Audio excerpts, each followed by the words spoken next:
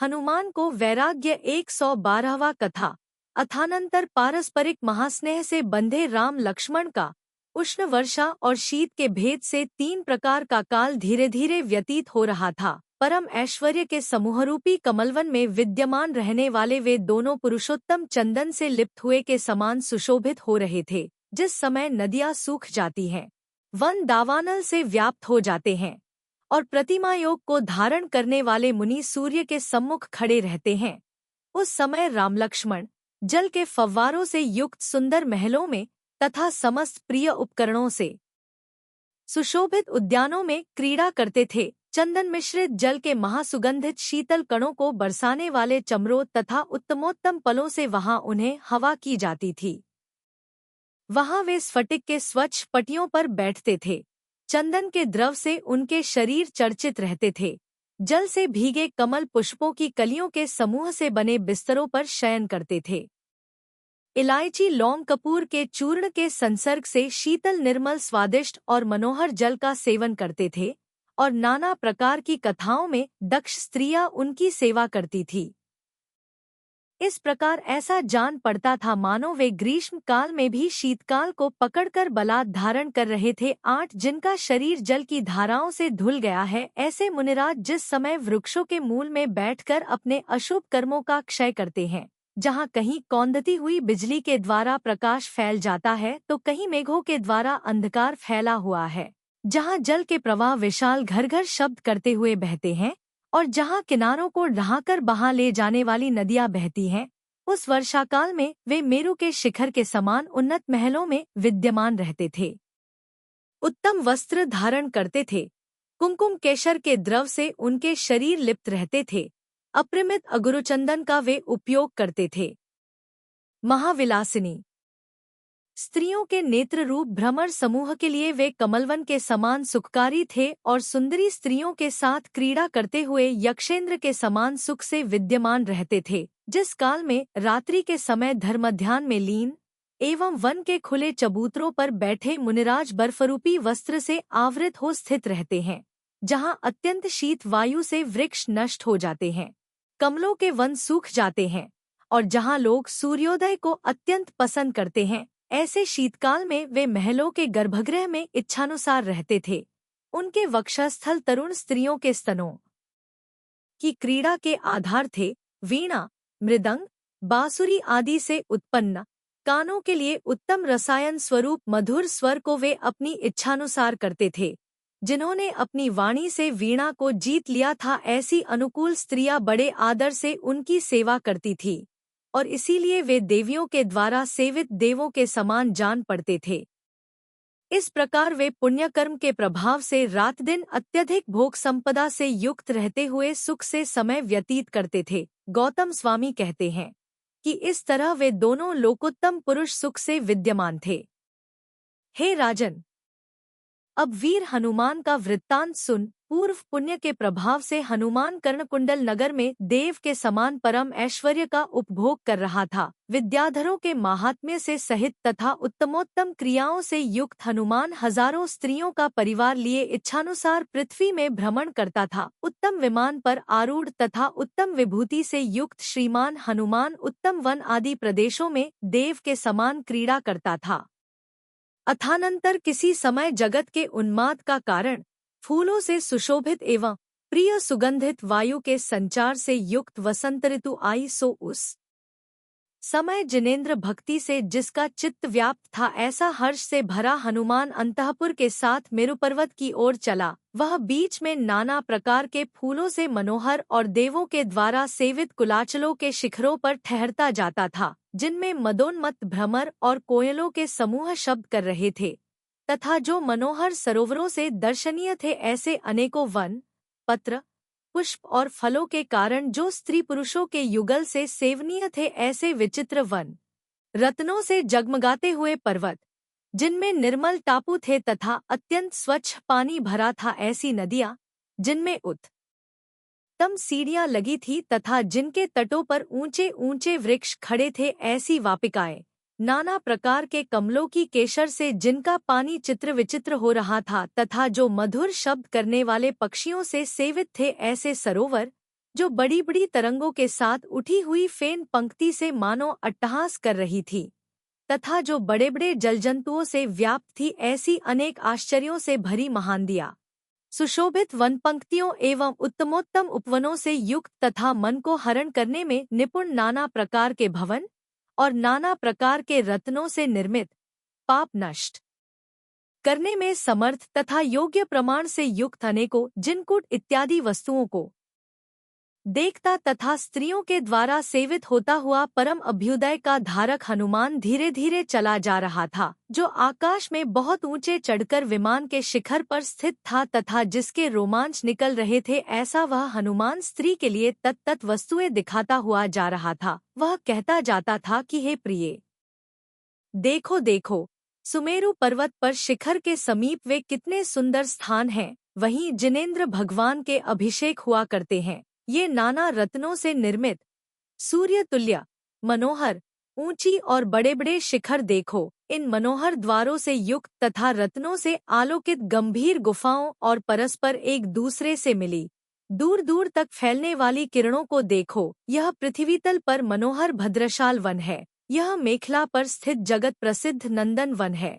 यह उपृतन प्रदेश के वक्षस्थल स्वरूप कल्पवृक्ष और कल्पबेलों से तन्मय एवं नाना रत्नमयी शिलाओं से सुशोभित सौमंस वन है, और यह उसके शिखर पर हजारों जिन मंदिरों से युक्त देवों की क्रीड़ा के योग्य पांडुक नाम का अत्यंत मनोहर वन है। यह सुमेरु के स्वाभाविक सुरम्य शिखर पर परम आश्चर्यों से भरा हुआ वह जिन मंदिर दिखाई देता है कि जिसमें उत्सवों की परंपरा कभी टूटती हो नहीं है, जो अहमिंद्र लोक के समान है, यक्ष किन्नर और गंधर्वों के संगीत से शब्दायमान है, देव कन्याओं से व्याप्त है, अप्सराओं के समूह से आकीर्ण है, नाना प्रकार के गुणों से परिपूर्ण है और दिव्य पुष्पों से सहित है, जो जलती हुई अग्नि के समान लाल लाल संध्या से युक्त तमेघ समूह के समान प्रभा से युक्त है, स्वर्णमय है, सूर्यकूट के समान है, उन्नत है, सब प्रकार के उत्तम रत्नों के समूह से भूषित है,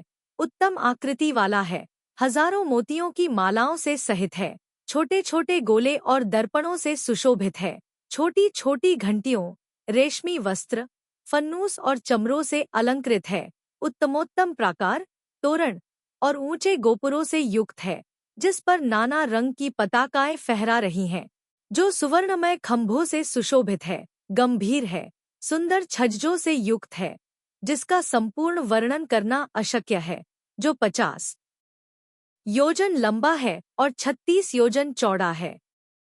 हे कांते, ऐसा यह जिन मंदिर सुमेरु पर्वत के मुकुट के समान जान पड़ता है। इस प्रकार महादेवी के लिए मंदिर की प्रशंसा करता हुआ हनुमान जब मंदिर के समीप पहुंचा, तब विमान के अग्रभाग से उतरकर हर्षित होते हुए उसने सर्वप्रथम प्रदक्षिणा दी। तदनंतर अन्य सबको छोड़ उसने अंतःपुर के साथ हाथ जोड़ मस्तक से लगा जिनेंद्र भगवान की उस प्रतिमा को नमस्कार किया कि जो महान ऐश्वर्य से सहित थी, नक्षत्र ग्रह और ताराओं के बीच में स्थित चंद्रमा के समान सुशोभित थी, सिंहासन के अग्रभाग पर स्थित थी, जिसका अपना विशाल तेज देदीप्यमान था, जो सफेद मेघ के शिखर के अग्रभाग पर स्थित शरतकालीन सूर्य के समान थी तथा सब लक्षणों से सहित थी। जिनेंद्र दर्शन से जिन्हें महाहर्ष रूप संपत्ति की उद्भूति हुई थी, ऐसी विद्याधरराज की स्त्रियों को दर्शन कर बड़ा संतोष उत्पन्न हुआ।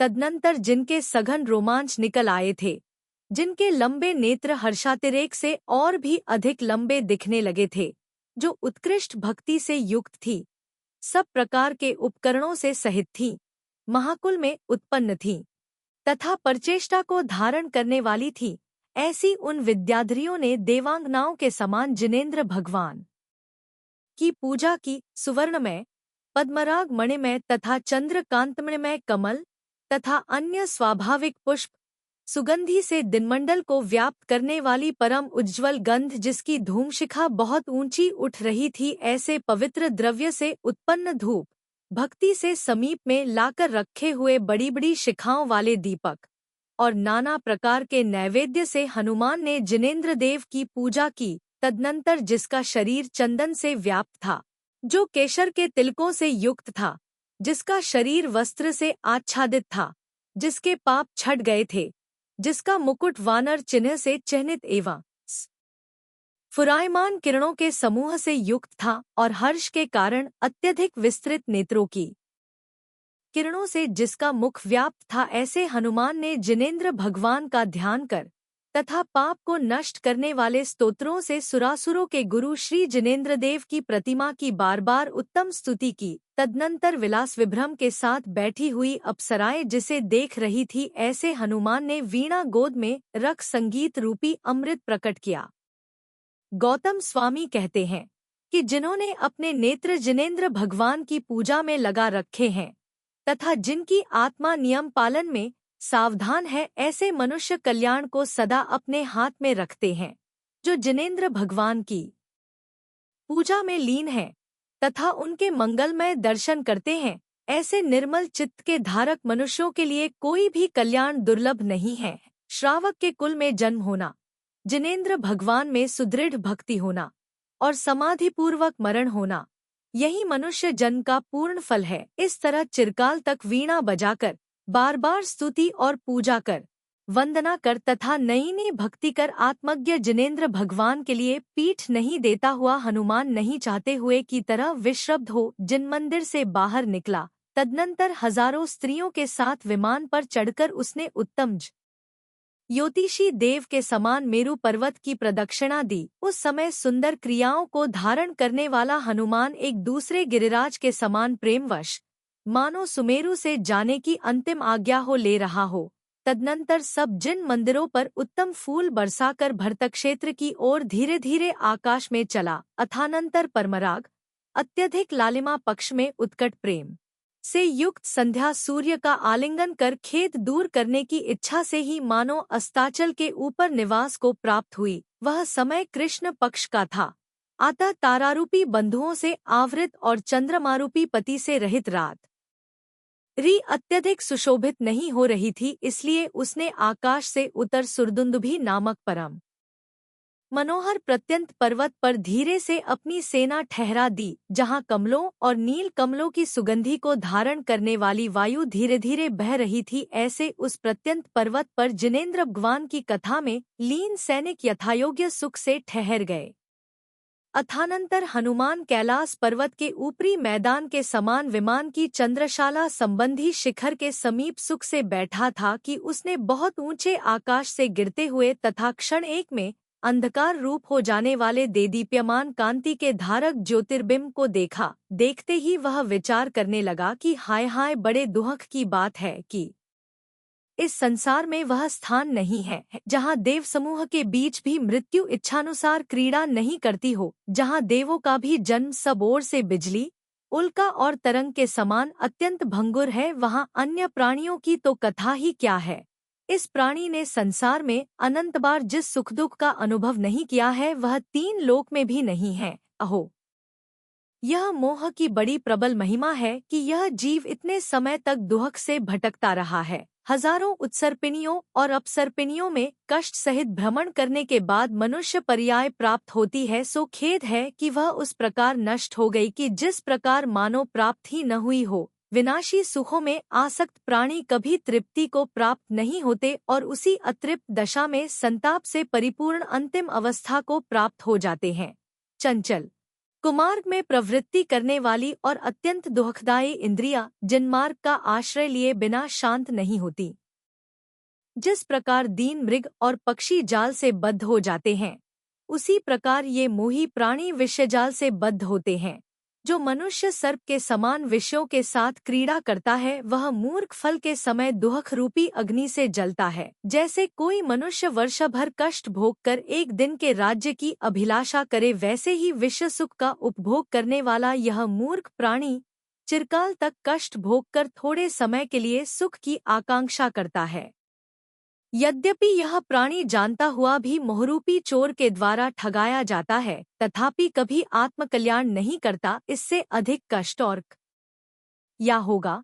यह प्राणी मनुष्य भव में संचित धर्म का स्वर्ग में उपभोग कर पश्चात लुटे हुए मनुष्य के समान दीन और दुखी हो जाता है। यह जीव देवों संबंधी भोग भोग कर भी पुण्य के क्षीण होने पर अवशिष्ट कर्मों की सहायता से जहाँ कहीं चला जाता है, पूज्यवर त्रिलोकीनाथ ने यही कहा है कि इस प्राणी का बंधु अथवा शत्रु अपना कर्म ही है। इसलिए जिनके साथ अवश्य ही वियोग होता है, ऐसे उन निंदित तथा अत्यंत कठोर भोगों से पूरा पड़े उनकी हमें आवश्यकता नहीं है। यदि मैं इन प्रियजनों का त्याग कर तप नहीं करता हूँ तो सुभूम चक्रवर्ती के समान अतृप्त दशा में मरूंगा, जो हरिणियों के समान नेत्रों वाली है, स्त्रियों के गुणों से सहित है, अत्यंत कठिनाई से छोड़ने योग्य है, भोली है और मुझ पर जिनके मनोरथ लगे हुए हैं, ऐसी इन श्रीमती स्त्रियों को कैसे छोड़ूं? ऐसा विचार कर यद्यपि वह क्षण भर के लिए बेचैन हुआ, तथापि वह तत्काल ही प्रबुद्ध बुद्धि हो हृदय के लिए इस प्रकार उलाहना देने लगा कि हे हृदय, जिसने दीर्घकाल तक स्वर्ग में उत्तम विभूति की धारक गुणवती स्त्रियों के साथ रमण किया तथा मनुष्यलोक में भी जो अत्यधिक हर्ष से भरी सुंदर स्त्रियों से लालित हुआ, ऐसा कौन मनुष्य नदियों से समुद्र के समान नाना प्रकार के विश्व सुख संबंधी प्रीति से संतुष्ट हुआ है? अर्थात कोई नहीं। इसलिए है नाना जन्मों में भटकने वाले श्रांत हृदय, शांति को प्राप्त हो, व्यर्थ ही आकुलित क्यों हो रहा है? हे हृदय, क्या नरक के भयंकर विरोध से दुखदायी एवं तीक्ष्ण असिपत्र वन से संकटपूर्ण दुर्गम मार्ग तूने सुने नहीं है कि जिससे रागोत्पत्ति से उत्पन्न समस्त सघन कर्म रूपी पंख को तू तप के द्वारा नष्ट करने की इच्छा नहीं कर रहा है? धिक्कार है कि दीर्घ तथा निंदनीय दुख रूपी सागर में डूबे हुए मेरा अतीतकाल सर्वथा निरर्थक हो गया। अब आज मुझे शुभ मार्ग और शुभ बुद्धि का प्रकाश प्राप्त हुआ है, इसलिए संसार रूपी पिंजड़े के भीतर रुके आत्मा को मुक्त करता हूँ, भव बंधन से छुड़ाता हूँ।